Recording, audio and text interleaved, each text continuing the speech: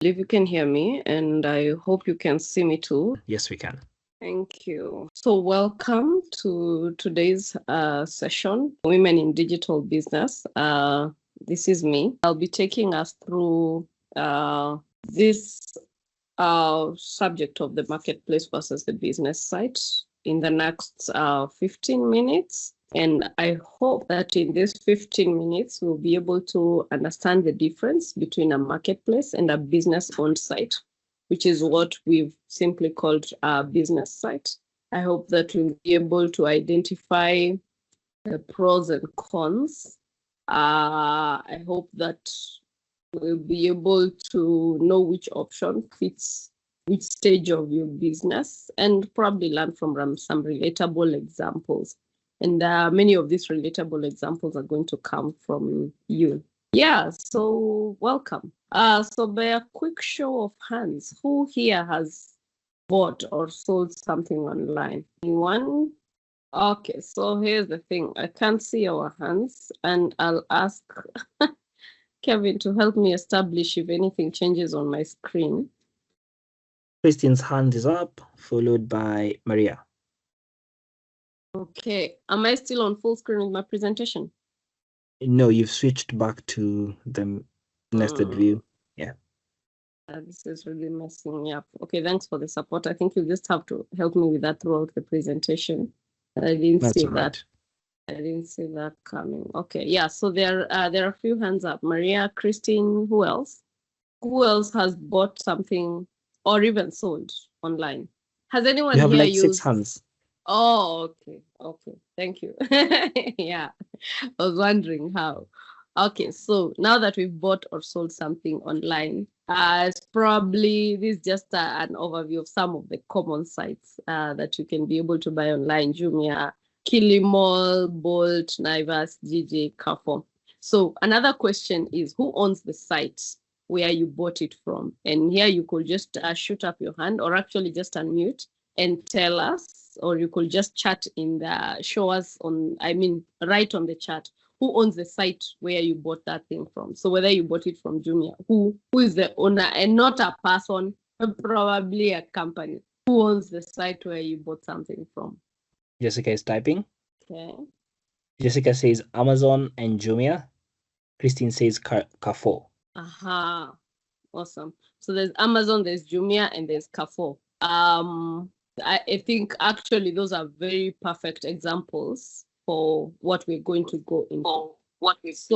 And all these are e-commerce platforms, which in essence are virtual stores where we buy and we meet. Either you're a buyer, you're meeting a seller, or a seller, you're meeting a buyer, and you exchange goods and services online. The good thing is that you've already done other sessions before. So we learned about the virtual stores.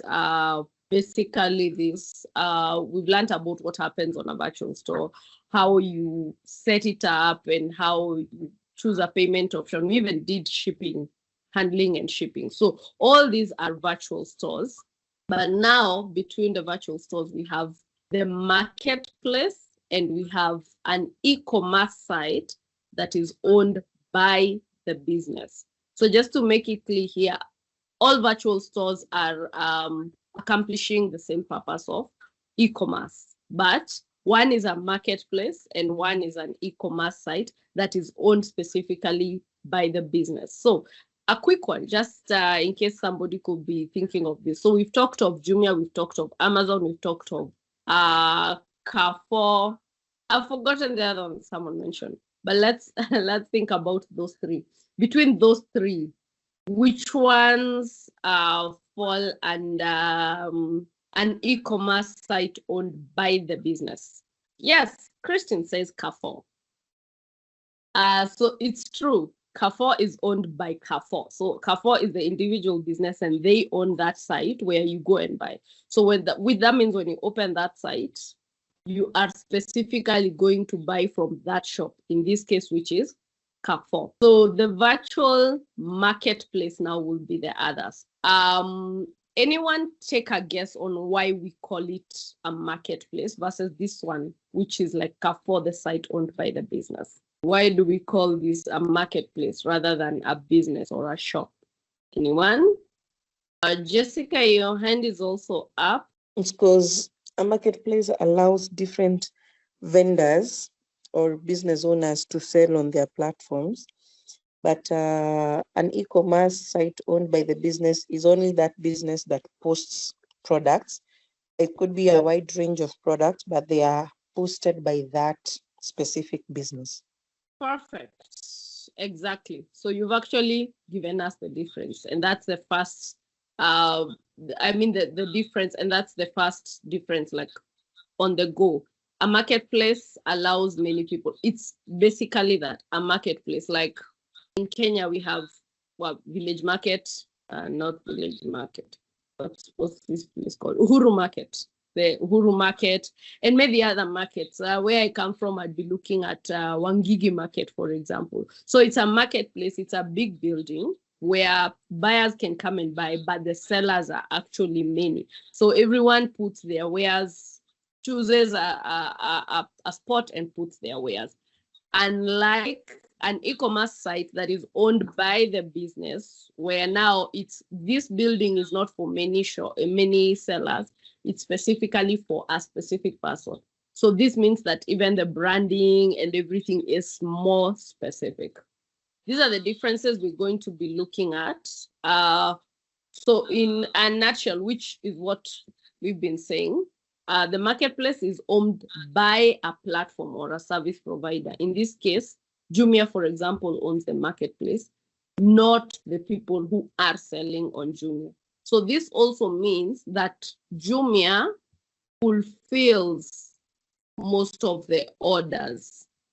We say most because sometimes sellers pull out of the marketplace at a certain stage.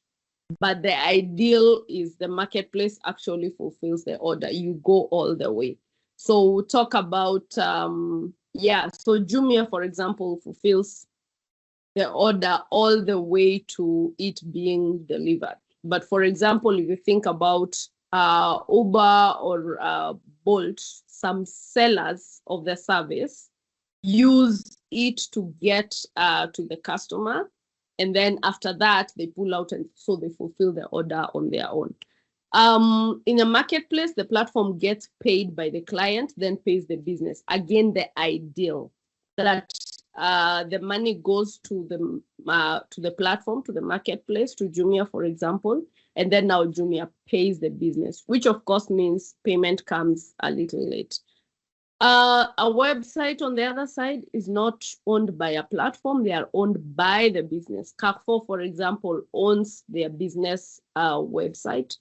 They fulfill all the orders and the business receives the payment directly. The payment does not go elsewhere.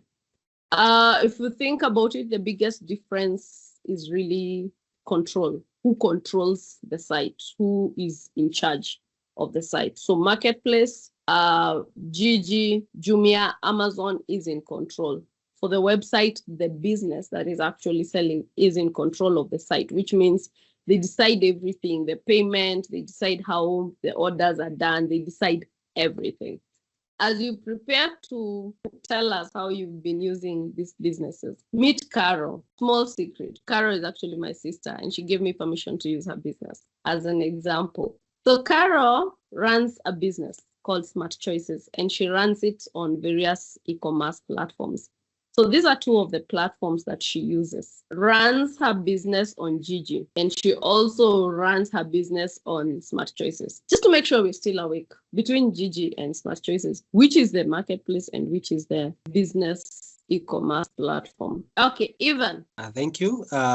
Gigi is the marketplace, and Smart Choices is the business-owned e-commerce store.